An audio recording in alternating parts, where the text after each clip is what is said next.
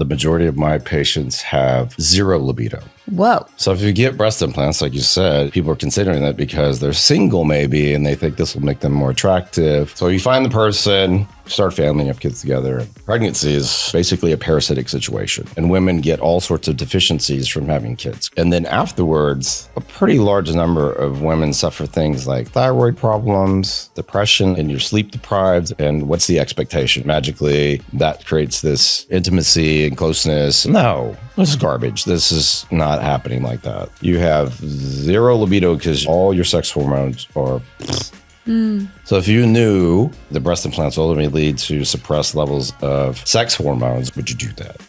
Today's guest is a true pioneer in the world of regenerative healing and toxin-free living. Dr. Robert Whitfield is a board-certified plastic surgeon, a leading expert in breast explant surgery, and a passionate advocate for women's health, especially those navigating breast implant illness. But what makes his approach so unique is how he blends cutting-edge science with holistic biohacking-inspired protocols to support full-body healing, inside and out. Whether you're on your own explant journey, curious about detoxing from hidden toxins, or looking for safe, clean ways to feel your best, you're going to want to hear this one for sure. So let's get after it. And guys, I just want to make a disclaimer that I have absolutely no judgment or opinion about people having implants. We are all given the gift of a body that is ours, and I feel that every choice you make is and should be unique to you. I'm just here to give you a little education and insight from a professional in this field so we can all help point someone in the right direction if they are suffering from any toxic illnesses along their journey. You know your body best. If you're enjoying the conversations we're having here on Toxic Free with KB, please send in a 5-star rating and review wherever you listen to your podcast, and follow us on YouTube and TikTok at Toxic Free with KB. And don't forget, we're on Instagram at toxicfree.kb.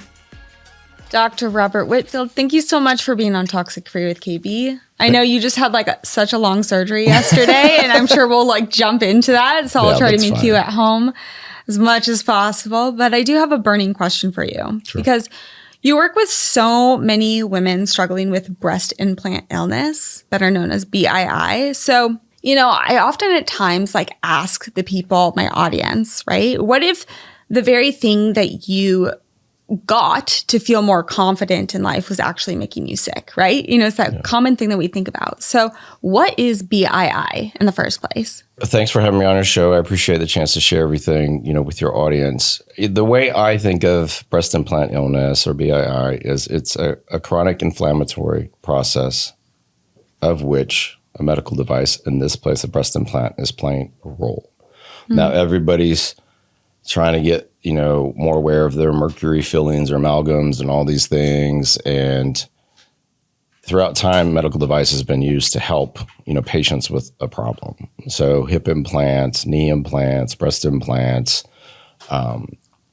neurologic type implants, all these things exist. And then the problem is when you're doing well with them, it's fine. And when you're not doing well with them, you can have and exhibit all these symptoms of chronic inflammation, which each of us can exhibit for other reasons, not just a breast implant. So it's super confusing if you're the patient coming to a provider and you have brain fog, you're tired all the time, you may or may not have problems with anxiety or depression, you may have heart palpitations or gut problems, or I've had people come in recently with intractable urinary tract infections or bacterial vaginosis or psoriasis. It's just a laundry list. Can you imagine being just your primary doctor and you come and do that data dump on them and they're supposed to magically in 5 minutes figure out, okay, why is that wrong? I don't know what's wrong with you. Yeah. And then start sending you to, who, as you would expect, the gastroenterologist and the rheumatologist and the endocrinologist, and they all throw their hands up and go, I don't know what's wrong with you. The shortcut is if the patient showed up with a big red swollen breast who had a breast implant, right, everybody would understand what the problem was. But because they don't, it's not that clear of a picture. And for whatever reason, this one has got a lot of stigma, as you would imagine, associated with it, because people got something to change their body image, to make them feel more confident. And then there's a lot of, trauma and shame and all the things that come with either worrying about undoing that and going back to the way they used to look and how that made them feel. Yeah. So that takes them right back to their childhood or their years where they were bullied. Or I could tell you a countless number of stories of why people got implants. They're kind of shocking at times. Really? Can you share some of those examples? Because I always think of just like the surface level things, right? Yeah, I think, or I feel strongly that, media, especially when I'm 55. So I grew up in the times, when people actually read magazines and looked at them. I still read magazines. Hello. Yeah. There are bookstores, Blockbuster still exists, all these things, Yeah. right? So Good times. and TV was the medium. Mm-hmm. So I had a patient, one of my international patients, tell me the reason they got breast implants is because Baywatch was shown where they grew up all the time. And I was like, oh, Lord. And then she said, and I played with Barbies as a little girl. And those were the impressions she gave of why then she wanted to have, breast implants. I've had people tell me like it was just commonplace in the peer group. Moms had them. Her mom had them. So she figured, well, it's okay. I should have breast implants. Mm-hmm. And then there's the ones who went through puberty, didn't really develop, and then were bullied. Oh, yeah. Then when they come to me and they want to discuss, why they're doing or feeling poorly and what are the options, that sends off all the red, flags and raises up all the trauma from that period of time. Oh my gosh. Yeah. So when you were just kind of saying some of those subjects or those stories, thank you for sharing it. It reminded me at a time in my early 20s, and I lived in Newport Beach, which is very very hub of a lot of plastic surgery. A lot of people told me it was called like the orange curtain, like you never know what goes on behind the scenes. There's a lot of like mirages looking at your way. And I was actually working for this woman. I was doing marketing for her, and her and her daughter and I worked very closely together, but everyone had breast implants, right? Yeah. And I will never forget. It didn't even like I didn't even think about it that clearly, but I was thinking okay, I was single at the time, and I was like, well, I wonder what size I should get. And I was just thinking that would have been my next step. I don't know how I would have paid for them at this time, but I was like, what size would I look good with? Then dyed my hair platinum blonde. I was I went down a rabbit hole, let me tell you folks. But it was one of those things where I was like, well, I'm single, I'm not dating. Maybe this would help me. Maybe this is the norm down here for survival, survival of the fittest. And it was one of those things that, all the young girls, they would get it for their 18th birthdays down there. Yeah. And it's insane. Obviously, I just kind of want to preempt this.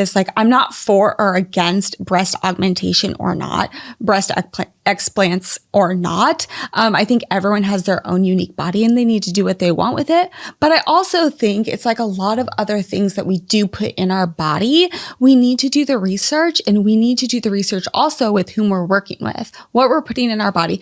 And also, you might be a huge believer in this as well, but we have to understand our own bodies and our own body's chemistry and mechanics first before we put a foreign object in our body. So now you're bringing up the kind of quiet part.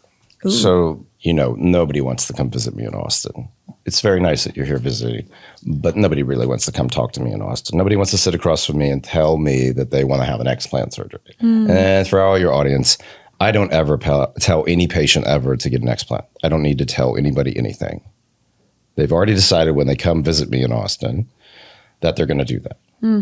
I don't tell people to do that. That's a personal decision that I can't make for anybody. All I can do is give you what I know after taking care of thousands of patients with the problem, and set an expectation to help them get better. So we have a comprehensive program. I wrote a book about it called Sharp, and it looks at your genetics, right? So you cannot pick your parents and you can't outrun a bad diet. So if you don't detox well genetically, which many people don't, and everybody's heard of the MTHFR gene, it's referred to, favorably. I have it, double mutation. All right. So that's just one problem. You can actually work around that. There's ways to do that. Using methylated, B complex is a way.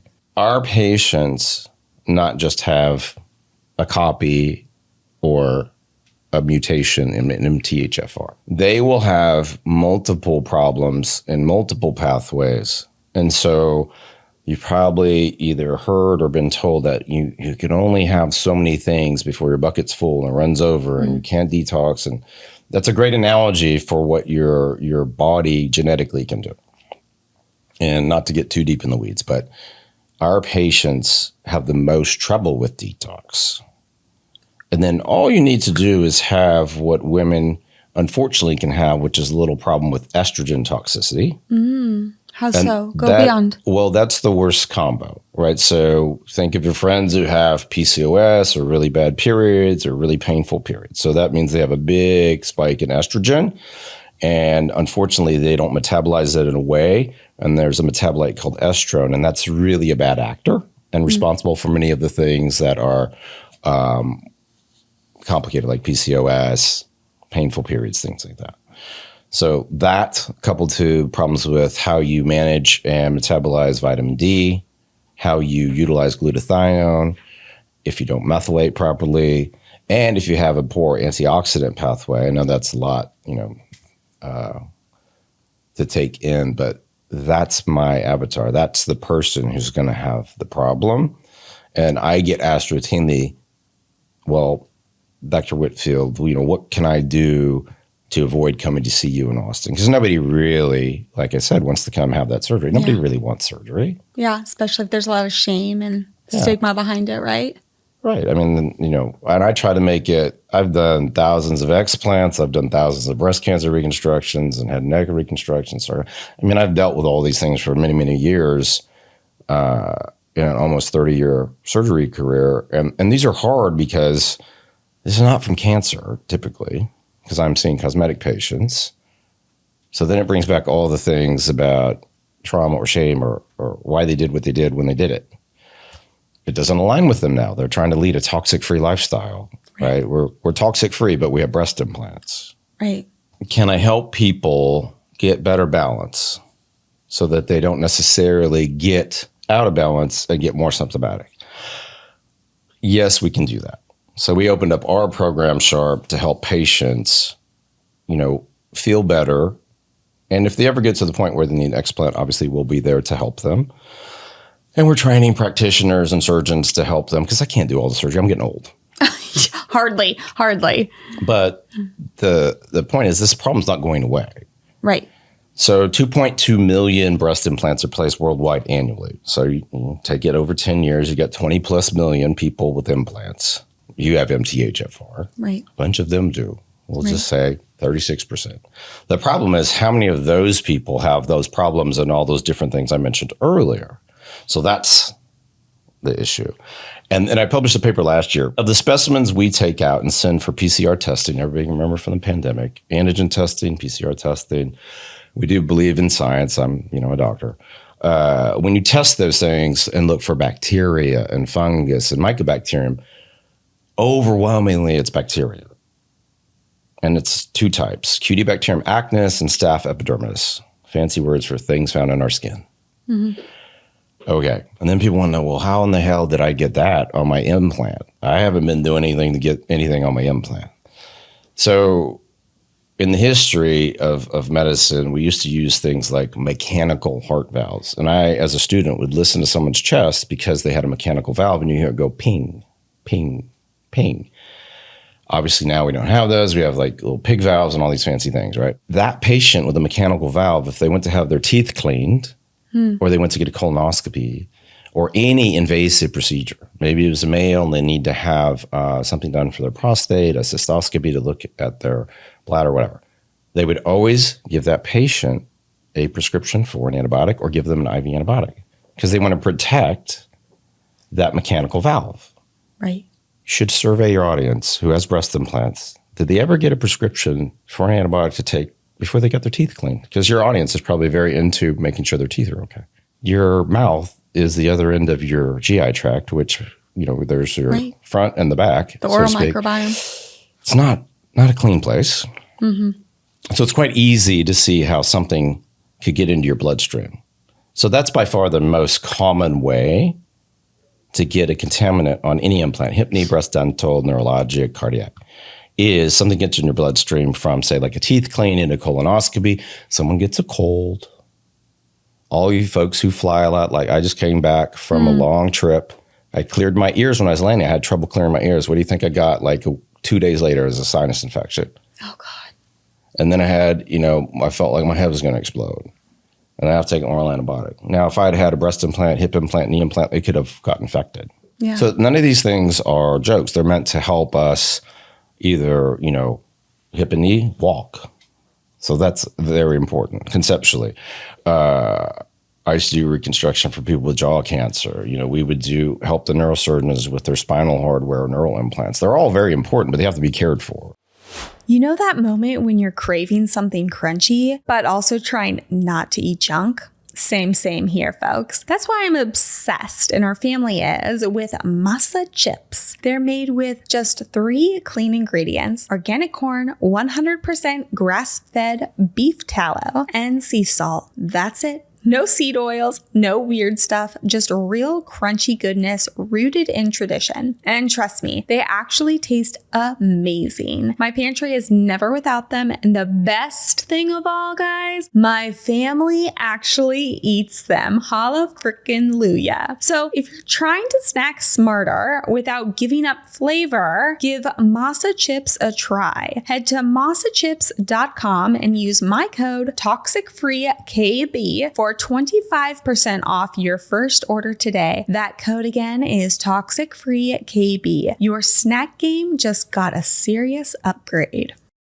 Let's talk about light stimulation. Whether you're looking to boost collagen, reduce inflammation, improve recovery, or just feel more grounded and energized, LightStim's FDA-cleared LED devices are a game changer. I personally love that their technology is backed by over 20 years of science and trusted by doctors, professionals, and over 1 million people at home. This isn't just about beauty, folks. It's about healing at a cellular level. And with LightStim's full body LED bed and handheld devices, you can experience the benefits of light stimulation, also known as many people like to call it red light therapy, even though we know it's just pure, beautiful light stimulation from the comfort of your home. So are you ready to try it for yourself? Use my exclusive code TOXICFREEKB at checkout for 10% off your order at lightstim.com. Your body and your skin will thank you.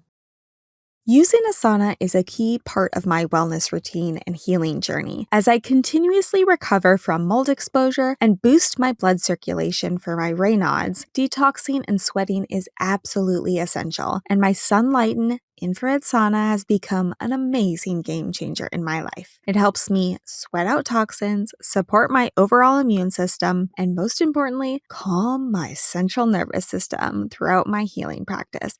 We could all use a little more of that, could we? The gentle, low EMF infrared heat helps me relax, de-stress, and feel like myself again. If you are looking for a natural way to reduce your toxic load, boost circulation, and promote deep relaxation overall, I cannot recommend Sunlighten enough. It's been an essential part of my personal healing, and I know it can support you too. Head to toxicfree.com, go to my shop page where you'll see the Sunlighten ad, and use code TOXICFREEKB at checkout for up to $1,400 in savings on your sauna. Guys, yes, $1,400 in savings. Your body and your nervous system will absolutely thank you.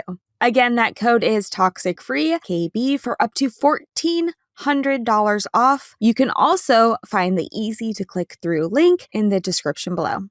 Send me your sauna pics. Guys, let's start sweating together. I think, what you're saying is one of the most important things is you need to know the step-by-step process before you get something done in the first place too. You have to know, going back to, you have to know your body. You have to know your body's chemistry, your body's genetics. I feel like it's a good relationship between you and yourself, as opposed to you have to know yourself before you can go into a relationship with someone else, right? You never know what's going to happen, So you have to make sure that you guys are all kosher with one another. Also, the surgeon that you're working with, you obviously are one of the leading experts in breast explant surgery. So what led you to pivot from traditional plastic surgery towards like a more functional, regenerative, and toxin conscious practice? Well, my background is all in cancer reconstruction. So my whole career was about solving complex problems. And the very first time I can think back to a patient having an implant problem, they were referred to me, and they came to me with this redness that would happen on their chest intermittently, and they had tightness and pain and shortness of breath. And that's typically from scarring around the implants. So they had an implant-based reconstruction after mastectomy. And what I did was I was a microsurgeon. So I would take tissue from other places on the body, whether it was the tummy or the thigh or the buttock or whatever, leave it attached to its blood supply, and then put the blood vessels back together, depending on where the problem was. And so on the chest, when we're doing breast reconstruction, we'd connect the blood vessels to the blood vessels underneath the sternum, the breastbone. And think of like coffee stirrers for all you folks who still remember what a coffee stirrer is. Those things are about 1.5 millimeters to 2 millimeters. So you would need 2 coffee stirrers, an artery and a vein, from the tissue transported to the connections you would make, and that would reconnect them, and you would establish blood flow. So it's a transplant, but on your own body. Wow. So that's what I predominantly did. So when I took this material of the patient, intuitively, I knew if, in fact, the material was the nidus or the generator of the problem, it would just go away. And invariably, in the overwhelming majority of those cases, once I took the scar tissue out and the implant material and made sure it didn't have an infection or cancer or anything like that, and did the reconstruction, those symptoms would just resolve. Now, that was many, many years ago before I had the person come to me in Austin in 2016 asking me to take their breast reconstruction down so they could go flats. And so I did their workup, and they had nothing wrong. No physical signs of symptoms, no problems with their labs. Their one thing that they complained about was fatigue. Now, a lot of patients who've underwent cancer treatments have fatigue, usually from bone marrow suppression. So I did her explant surgery, and at a week, her results came back. She had no evidence of recurrent cancer, but she had an E. coli infection. Oh my gosh. For everybody listening, my sister was diagnosed with cancer in 1992 when I was just starting medical school. And in 2024, in January, she passed away. So had someone missed something on my sister like that, I would have been supremely pissed off. And so I went back through all of our records and went to my team. And I was like, how do we miss this? And there was nothing that we had not looked at that would have told us that was the problem. And so, like I said earlier, well, how did she get an E. coli infection? So typically that would be a urinary tract problem or a GI problem, predominantly. That's why those things are not jokes. When somebody comes to me and says they're having urinary tract symptoms and they're getting treated for urinary tract infections all the time and nobody knows what's going on with them, including the urologist who scoped them and all these things, and they have breast implants and they just keep getting put on antibiotics. What do you think is going to happen to your gut? What do you think is going to happen to the quality of your life? Yeah, taking all those antibiotics. Your relationships with your partner. All those things are going to go to hell in a handbasket. Oh, yeah. So for everybody listening who doesn't think this is their problem, just think, for you guys listening, which I especially love this, if you don't think this is your problem, you're as stupid as I think you are. It's a problem. So if it affects your partner, if it affects your wife, and you're being dim, you're part of the problem. I love that you say that because, I feel like that's really supportive of a lot of women too, because a lot of people think like, oh my gosh, this is wrong with me. I'm in so much pain. It's all my fault. Something's wrong with my body. I did something wrong. But then in the end, it's like, your emotions play so much, I think you're talking more about like the intimacy factor too. You're not going to want to be intimate with your partner if you have a urinary tract infection, or even like, it gets worse. Oh, it gets worse. Yeah, it gets worse. So if I told you the majority of my patients have zero libido. Whoa, tell me more about this. So if you get breast implants, like you said, people are considering that because they're single maybe, and they think this will make them more attractive. What are you trying to, what's the point, right? You're trying to mate, right? Trying to find the person. Sure. Okay. So you find the person and start a family, you have kids together. And invariably, pregnancy is wildly complicated in general. Yeah. It's basically a parasitic situation. And women get all sorts of deficiencies from having kids, copper deficiencies and other nutrient deficiencies, because that's the situation. The things that women don't hear about, right? Right. It's very complicated. And then afterwards,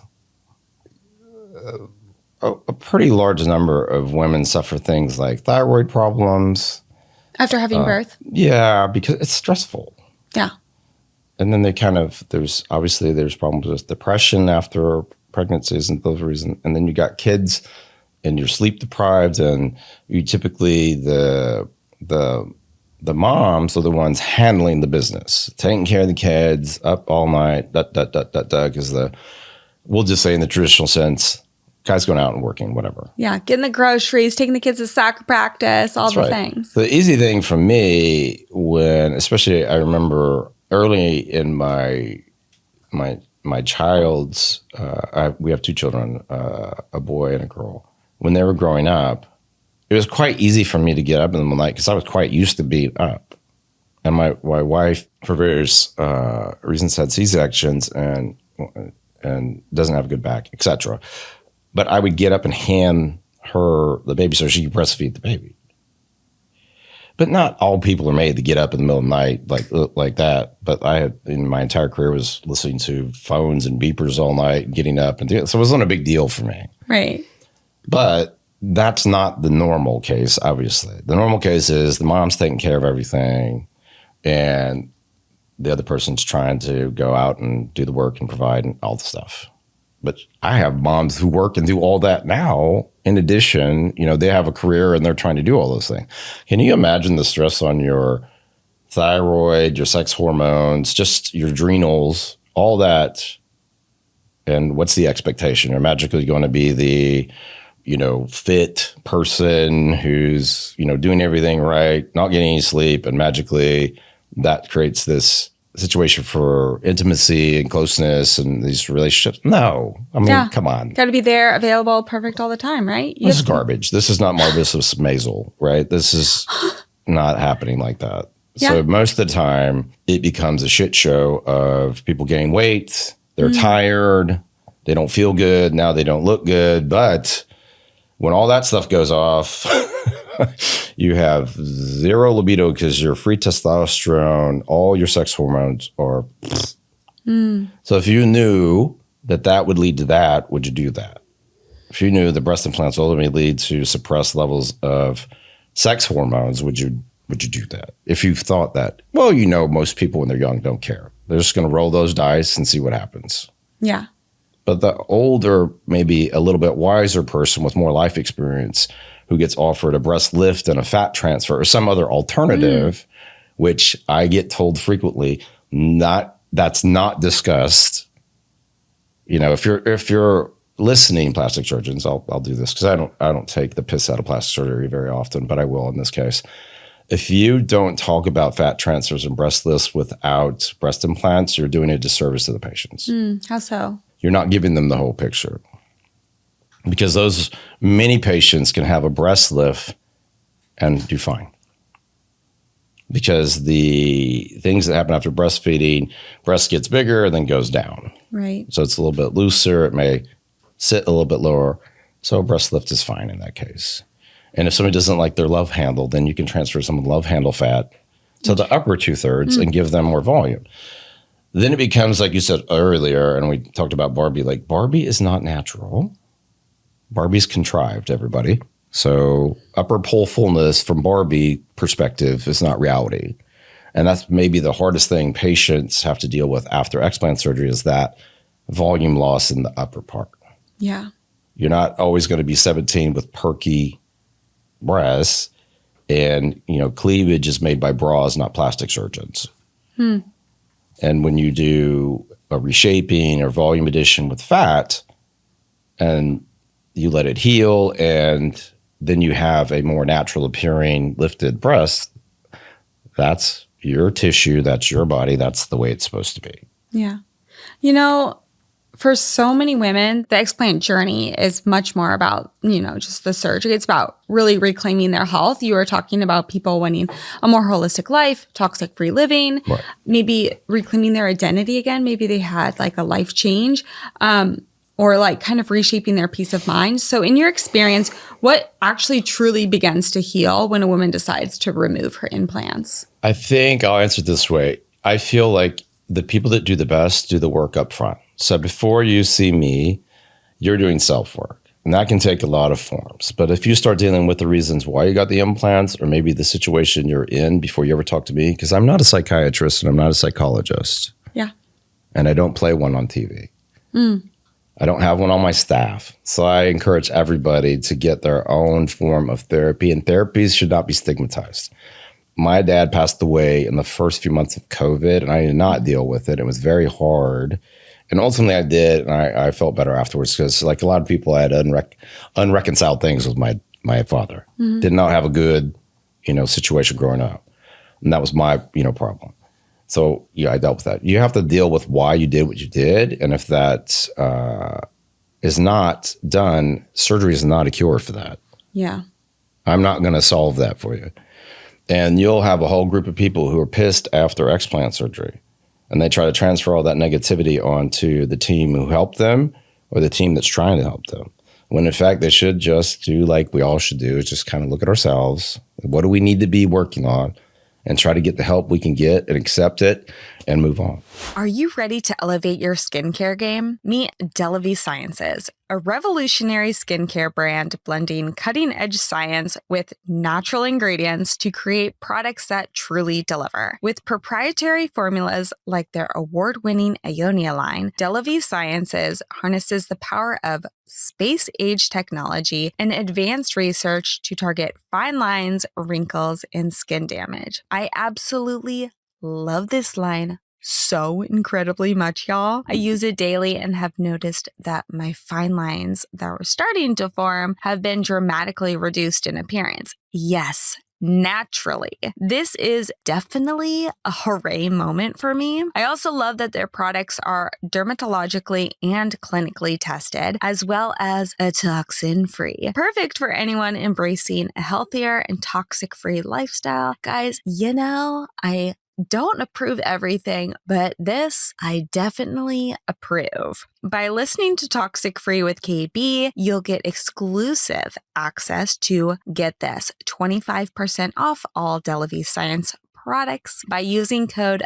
TOXICFREE, because your skin deserves science, not shortcuts. Once again, visit delavisciences.com today and use code TOXICFREE for 25% off and experience the future of skin health. To hear more about this innovative skincare line, listen to my entire interview with one of the founders of Delavi Sciences, Dr. Kyle Landry. I think one of the hardest things to incorporate change into our lifestyles is probably our cleaning products, because a lot of people think just because that smell is coming out, that means it's clean. But truly, y'all, you've heard me talk about this time and time again, that smell could actually be a toxin. So something that I've actually incorporated in our household, and I actually send the kits to all of my friends and family members as gifts time and time again, is Branch Basics products. Guys, Branch Basics never set out to sell soap. They truly are on a mission to help people create healthy homes and experience the power of pure. I am totally on this game as well. And someone that has been highly sold is our house cleaner. She has helped toss the toxins with me, and she uses Branch Basics for all of our cleaning necessities at our house. And let me tell you, we don't always live in a clean space. We've got 3 kids, 2 dogs, I've got a husband, so we've got a lot of things to clean up. 3 of the things that have really popped into my shopping cart lately are their new formula laundry detergent. Their toxic-free candle, because baby girl loves a good bath time and sitting by the candles at night when she enjoys her good veggie bowls. And also their hand soap. But two of the staples that I live by in our household, and trust me when I tell you I can use this for everything, even on my pups, is their oxygen boost and their liquid gold concentrate. So guys, I'd like to help you get started on your cleaning by giving you 15% off all starter kits. And also, guys, this applies to their hand soap and their toxic-free candle, all the things. Not only will you get your starter kit, but you can get a whole bunch of other items to stock up on. Give the gift to yourself and use my code over at Branch Basics, which is Toxic Free KB.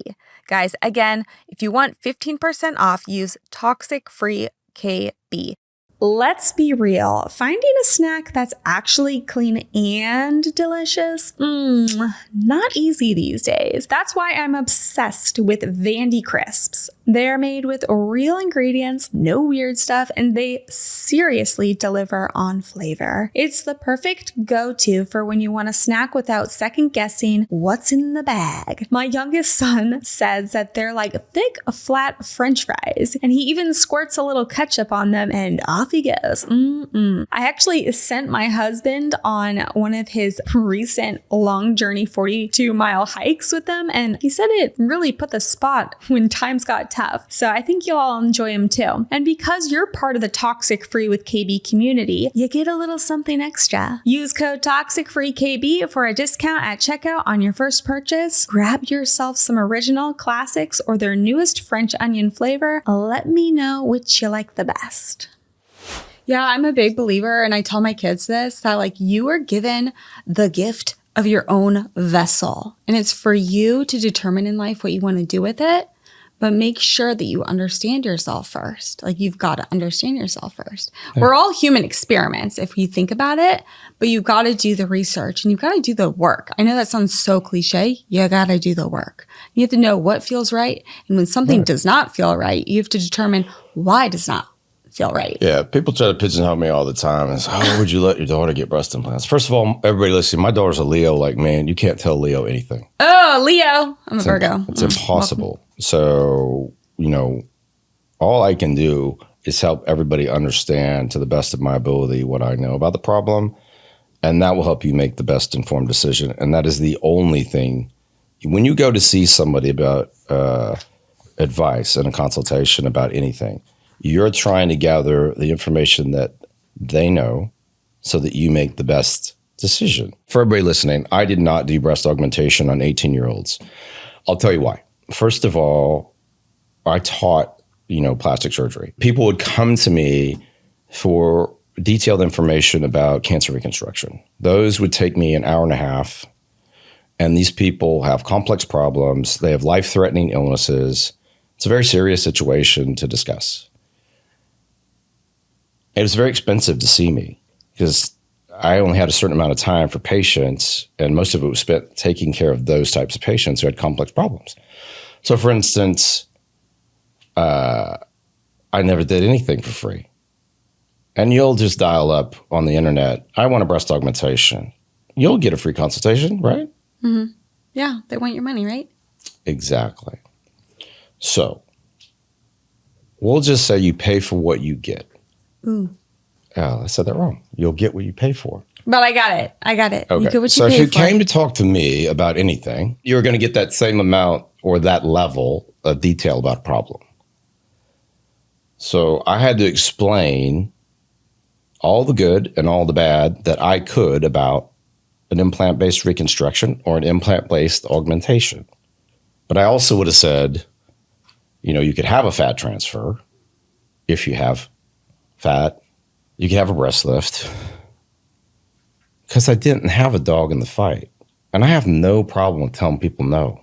In fact, I'll tell you a great story. So the doctors' wives of the institution I worked at would come to us, right? Because they were the plastic surgery group. So you get the cardiologist's wife, or you get the GI doctor's wife, or whoever's wife. So I had one of the wives come in, and I had a nurse with me as usual, and I was like, what can we do? On the thing it's listed she wants to talk about breast enhancement. I was like, okay. And it's a very thin person. We're talking, maybe a 5'4", or 105, just a tiny person. Mm-hmm.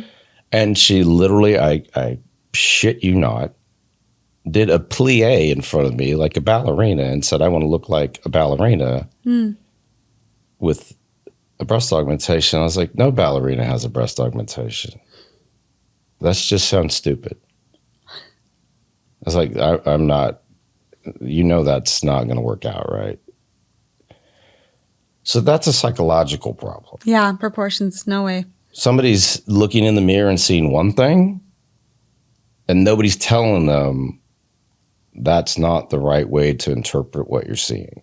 Yeah, I know you said you're like not a psychologist, not a therapist, but like body dysmorphia is a huge thing. Yes. Yeah. Like body dysmorphia, and like I think obviously you've never been a woman before, No, but I do have long hair. You do have long hair. And you have a daughter though too, and Yes. you have a wife. And I think the most important thing to know is that, body dysmorphia is a huge thing, and like the mirrors can really, really tell you something different. And you had that whole discussion Mirrors about and filters and mirrors and filters and Barbies, and it's like, what are you truly seeing? And that goes back to doing the work and like understanding who you are, the emotions behind what you want or what you need. Back to explant surgery, is explant surgery the only option, or are there other treatments that one can utilize for the same benefit? Yeah, we made our SHARP methodology just available to everybody because I know it works to lower inflammation. So the larger discussion is, can we lower inflammation and keep someone who has a breast implant either for cancer reconstruction or cosmetic augmentation in place, and they remain in a better state of health? Mm-hmm. So using our program, we know we lower inflammation. So depending on how you detoxify and where you live and what you eat and the air you breathe and the fluid you drink, like we're drinking, we're not going to promote anybody's brand. Yeah, we're drinking out of glass. So you drink out of glass, ceramic, or stainless, not plastic. Why? Because plastic, you've heard of microplastic, but phthalates are in plastics. So BPAs are in plastic. All these things are in, and we don't want them in your system. So for some people, if they drink out of plastic, it'd be fine. But just in general, let's be a little bit smarter. Like you don't have to drink out of plastic food. Like, so everybody who comes to visit me knows by the time they come to visit me that they need to eliminate gluten from their diet. Why is that? Gluten's extremely inflammatory. So, and most people, without knowing it, genetically don't metabolize gluten well. So I don't have celiac disease, but I have non-celiac gluten sensitivity. And I didn't know this for 40 years of my life. Does this mean that you just have a gene marker that indicates you could get celiac? Yeah, we don't metabolize enough gluten. I don't have enough enzymatic activity. Nice. It's just like the MTHFR, right? You only have enough activity to methylate so many of your, we'll say, B vitamins, and then you don't. So you can have problems with energy. So I don't eat gluten. And I have a problem with eggs. I found out on a food sensitivity test. The MRT leap? No, it's like, it's a IgE test, and it's not an allergy, but if I eat eggs, I get what some people get when they eat gluten, like swelling and pain. And I didn't know this. I thought he was being super clever and doing a good job on a keto diet. I get up really early for everybody listening. Sometimes I'll be up at 4:30 or 5 in the morning because I go operate at 6.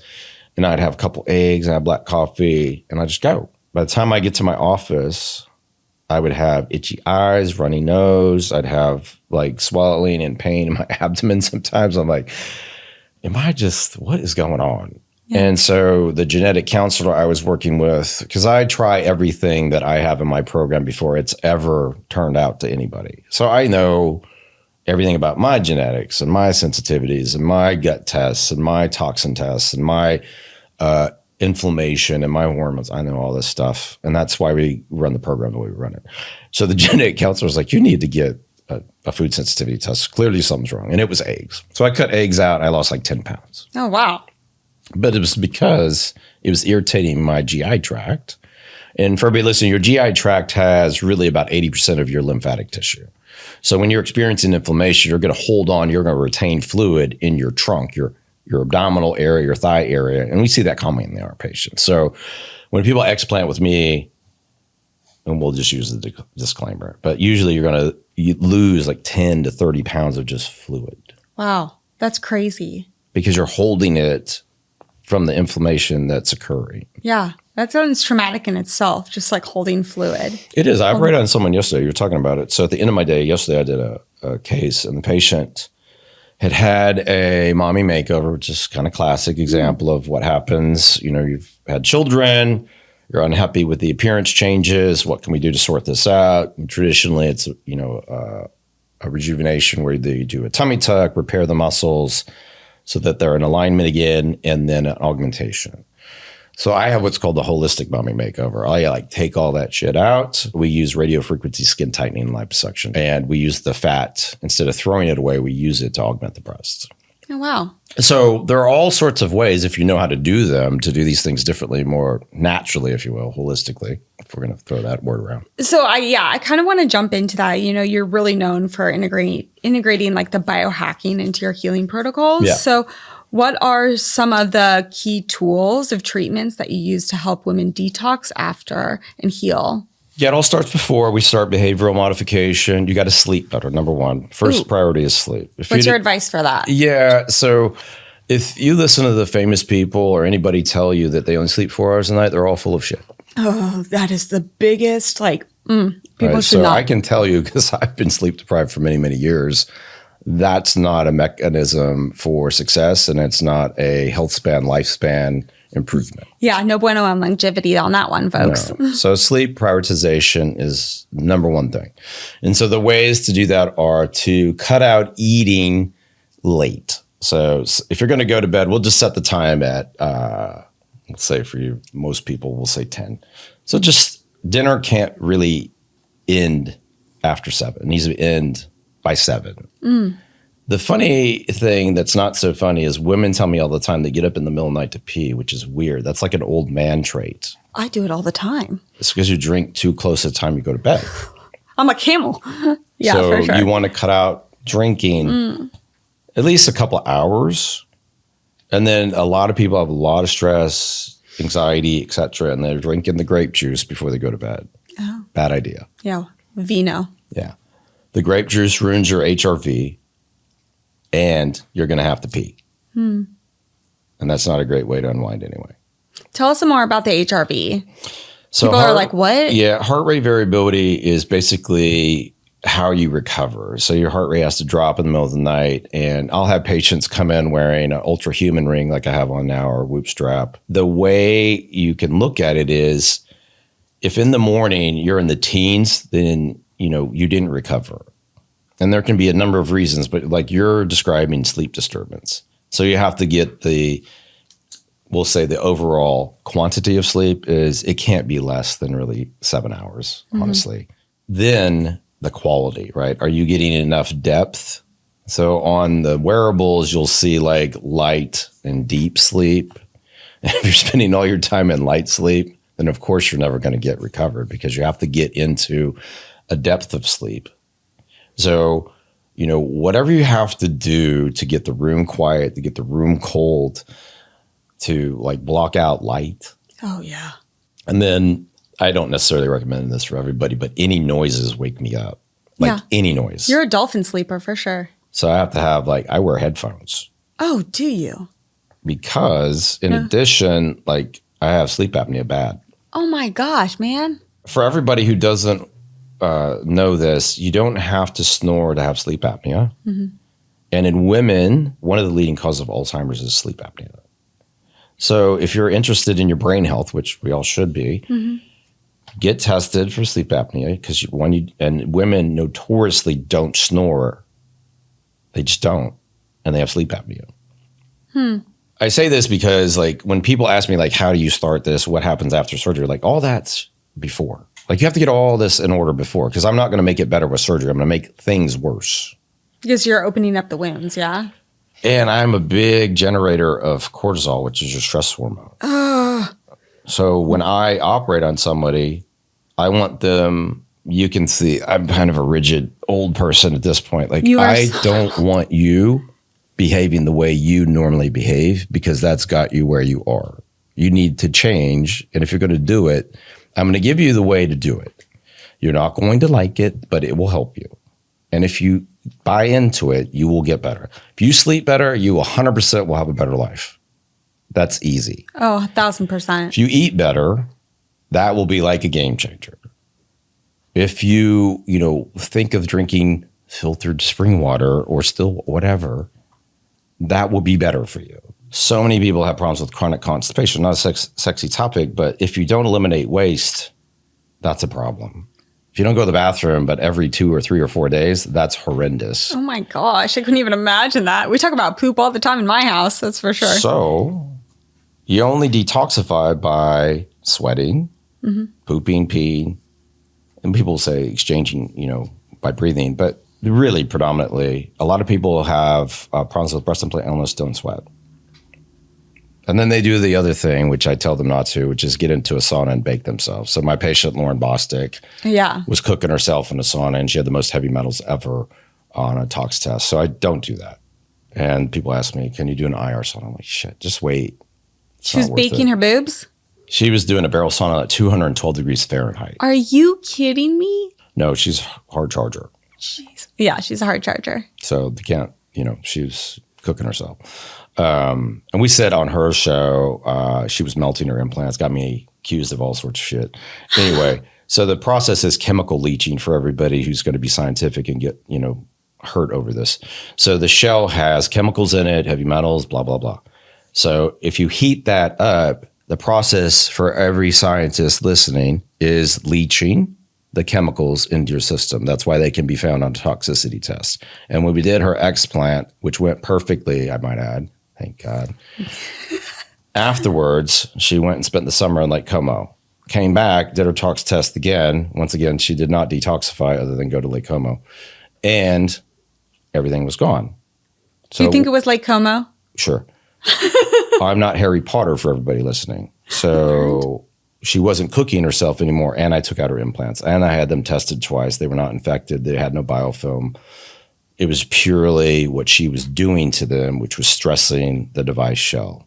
Like nobody did the study and started sticking people in 212 degree saunas to see what would happen to them. Right. So, okay. So back to like the biohacking. What about like peptides, lymphatic drainage, as you were talking about, and red light therapy, fasting, all of those modalities? What are some of your favorite ones to utilize? Yeah. So pre-op, we do our supplementation, all the behavior changes, right diet, a couple medications, explant surgery, nerve blocks by my anesthesia team, nerve blocks by me. And then post-op, you want to know, what do we do? So she's going to drop by my office here in a few minutes, but we have a vertical hyperbaric chamber, so everybody does that. We have lymphatic devices from New Zealand called Flowpresso. Those are the best on the market, so they do that. We have a 6-foot-tall red light. We have nano-V therapy. We do not use peptides currently because of all the nonsense with the FDA last year. So BPC 157, of course, is fine, but you're not going to get it from me. Of course, peptides are good and work, but our country is a little sideways right now with that. Do not do IV therapy after surgery. And people are like, oh, why? Blah, blah, blah. So you're leaky after surgery because we stimulate cortisol. So when I have people drink their water, my team will put, first of all, we have filtered or hydrogen water in the office for everybody. And then my team will put amino acids in it or electrolytes. I think on a whole, everybody's been brainwashed to drink all this extra fluid, et cetera, which is why you wake up in the night and pee. But if you put more of what the body needs, which is amino acids and proteins, that will help with recovery. It'll speed recovery. That's awesome. So are you saying like in general, can you say this, that like cortisol, like if you're under like high cortisol in general, like you shouldn't do IV therapy? Oh, I'll preface it because that'll get a bunch of nonsense on the internet. But when I operate on people, I cause the biggest surge of cortisol. And so after surgery, you are what scientifically is just termed as in capillary leak. So if you just gave people IV fluids, they would just get more puffy. And that's not what you want to do. Yeah, obviously people are like, they're already struggling with like potential like shame, fear, or anger, And I have people come from Europe and Asia and around the United States. So we have the people from the continental United States and Hawaii in for about a week. everybody else is 2, 3, 4 weeks. And we have to get them turned around so when they fly home, they're not experiencing more leg swelling or feeling more puffy or swollen. So if they just do this, commit to this process, I routinely have people go back to the UK or to, somebody's in town from Asia, and they'll be fine at 2 to 3 weeks, which is kind of uncharacteristic because people think, oh, you have swelling longer than that. Not really in our program.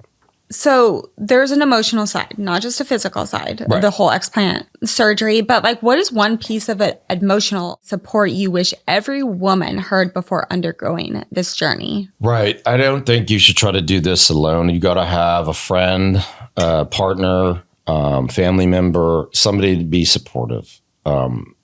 And you got to work on yourself before you ever do it. So I interview patients quite a bit now, whether they're mine or people who've explanted, to see like their perspective. And the more people that I interview, it's clear. Like the more work you do on yourself beforehand to get yourself in the right mindset, the better it'll be after. For sure, 100%.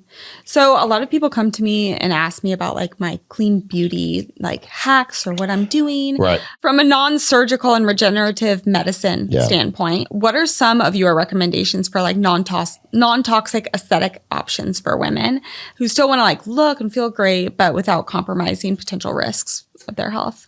Oh, yeah, this is going to be I don't think it's controversial. Like, first of all, bring on the controversy. Yeah, Come on, let's go. all, the two most corrupt industries are the supplement industry and the skincare industry. Let's jump in. The skincare, very problematic. I think if you don't put things through the environmental working group, you're taking up pretty high risk.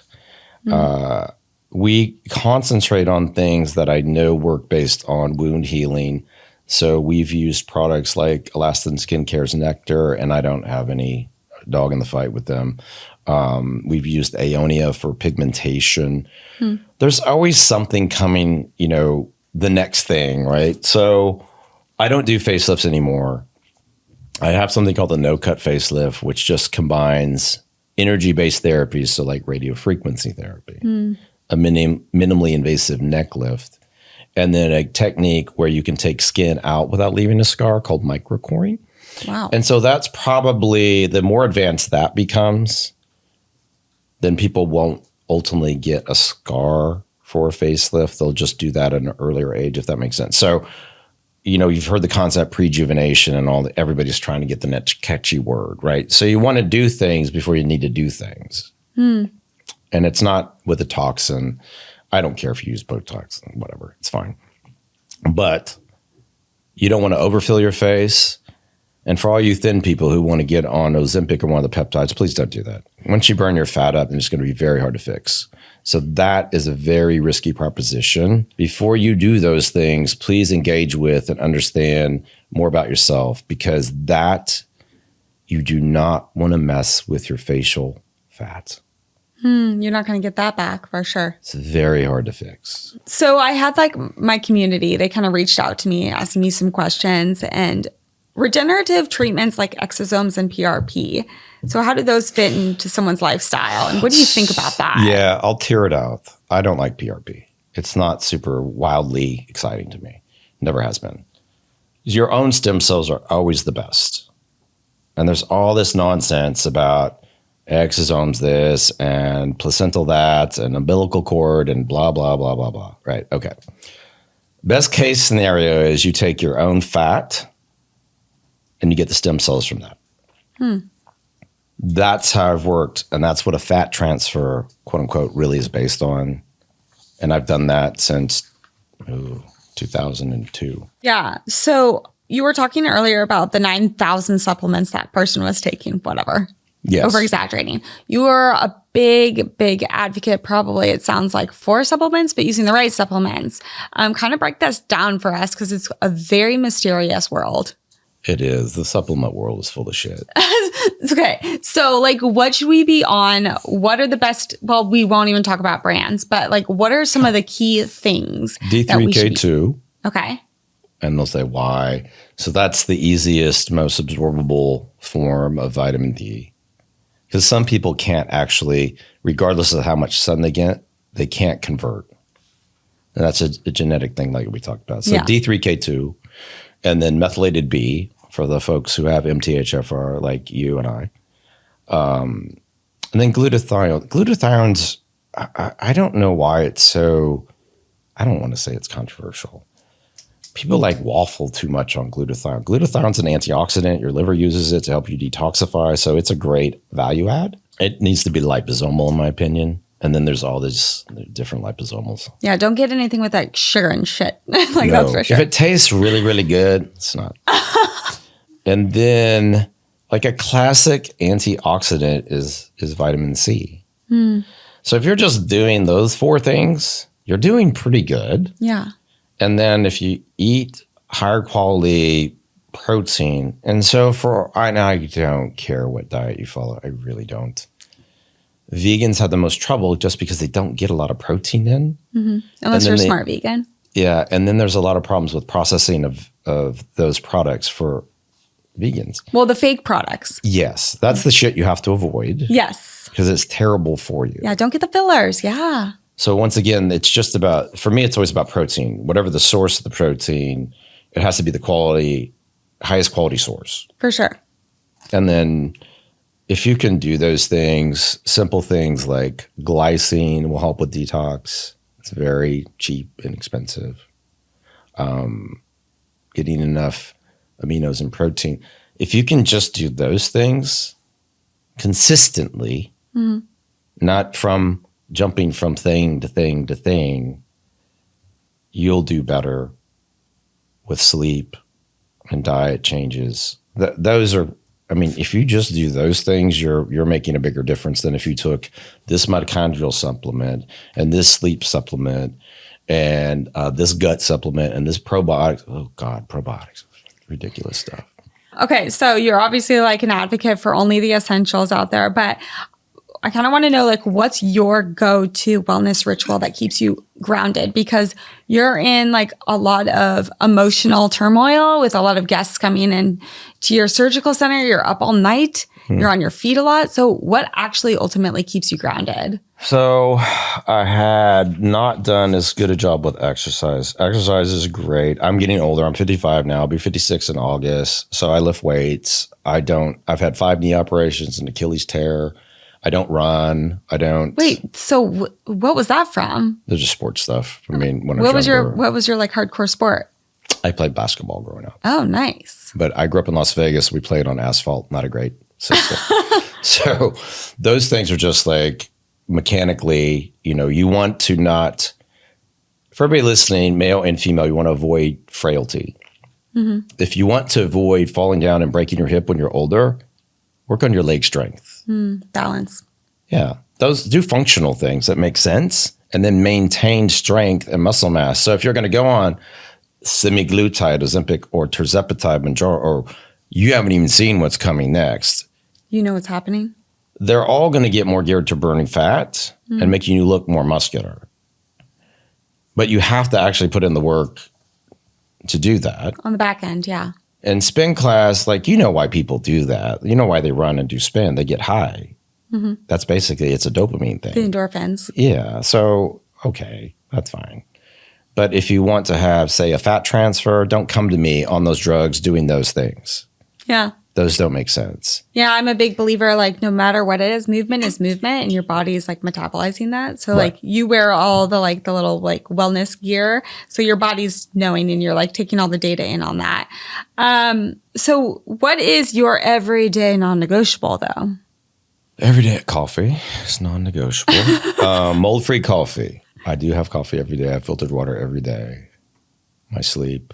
Those are the things I do every day. And I food prep, like I'm a weirdo now. I like go to the farmer's market, I buy all this stuff, and we cook it on Sunday. Cool. What's your favorite meal? Well, we're in Austin. My favorite restaurant in Austin just got a Michelin star. We'll give them a big shout out. It's Dai Dui. Ooh, daidui. So they have the best ribeye. They have antelope filet. Like, it's the only, it's a good place if your kids want to go with you all the time. So if they see it on my schedule, they're like, can we go? Nice. So- I love it. And then the Well is where we send all of our patients. They're gluten-free, dairy-free, seed oil-free. 2 locations, one downtown, one in Westlake where my office is. So we predominantly go to those places. So I'm a little boring. I do like sushi. That's not boring to me. I'm like Little Miss, like, yeah, I'm a bunny. My husband calls me Bunny. So, so what is one easy toxic-free habit that we can all start doing today? Don't drink your fluid out of plastic. I mean, get rid of plastic stuff in your house. You know, if you're not using Pyrex, at least start by getting that. Don't heat anything up in plastic. You know, Caraway's a great, brand. I switched all my stuff out to Caraway because I had Pyrex with plastic lids. So I just basically got rid of that stuff because I carry my food all the time. Oh yeah, for sure. So meal prep for sure. Well, I love this. This is awesome. I mean, obviously there's much more to uncover, but I think the biggest takeaway that you're like mentioning is with breast implant illness. Like there's so many different caveats to this. There's so many different symptoms and red flags that you can have. The most important thing is like understanding your body first and knowing why you're getting something in the first place. I'll give you the big tease. I have a book coming out about breast implant illness later, Go for it. Later in the year. It's not quite ready. Give me the big tease. I want the big tease. Yeah. So, like, first of all, they'll try to say, like, why do you know what you know? Like, well, this is the only patient I take care of now.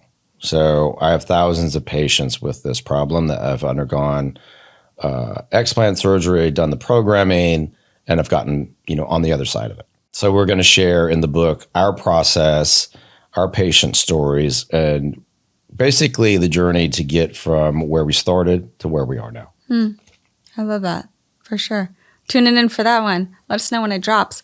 So where can all of our listeners and viewers find and follow you? We want to know more. We want to know more. Yeah, we have all the platforms. So just search Robert Whitfield, MD, and that will get you where you want to go. We do a pod drop every week on YouTube. And I have my Sharp methodology book out. And then one on Instagram and TikTok and Fantastic. LinkedIn and X. Nice. You're like, my husband was saying, I know, you're going to like probably be like, oh my gosh. He's like, are you having the boob doctor on? I'm like, yeah, I'm going to call him the boob doctor.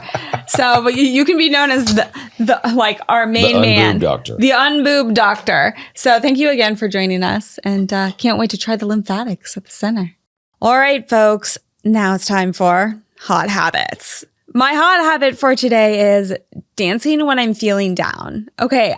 This one, if you are familiar with it, you're like, yeah, KB, that is definitely a hot habit I want in my life or that I do myself. A great example is earlier this week, I kind of had like this kind of alarming email come back at me and it kind of messed up my day. And I was like, F no, I'm not going to let this like ruin my vibe. Literally talk about like mental stimulation going on here, folks.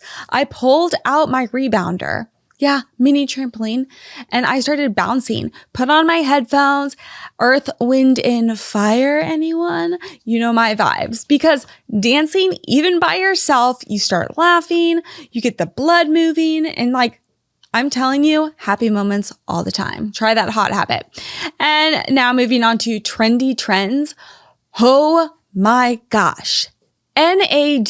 Yeah, we were just talking about supplements on this episode, but NAD I feel like is having such a hype right now. So NAD, or better known as nicotinamide adenine dinucleotide, I can't even say it, right? So NAD for short is a molecule that helps cells function by producing energy and repairing DNA. And NAD, basically, the levels decline with age, which contribute to disease and aging. What it really does helps cells function, produce energy. It repairs DNA, as I said before, and supports the overall immune system. So how to increase levels naturally? Okay. Lifestyle changes. I know you all wanted to hear that. Supplements and NAD plus precursors like tryptophan, amino acid, eggs, turkey, milk, cheese, oatmeal, tofu, bananas, nuts, seeds. Best to be known. I was actually talking to my doctor because my husband's like, oh my gosh, everyone's talking about NAD. We should get some NAD. And I was like, whoa. Let's talk to the doctor. And our doctor's like, no, the NAD will actually not go through your big cells.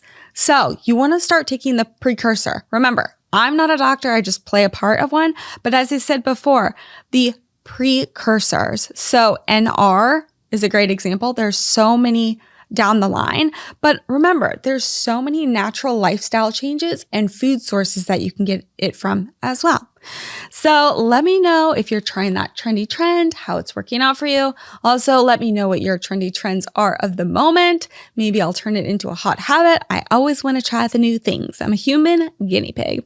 Thanks y'all for tuning in. As always, I appreciate you so much. And remember, you're doing your best and your best is great. See you next time. Thanks for watching Toxic Free with KB. Please subscribe to the show, comment below, and check us out on Instagram at toxicfree.kb and TikTok at toxicfreewithkb. See you next time. This is a Kilo Bravo Media production brought to you by Rainbow Creative.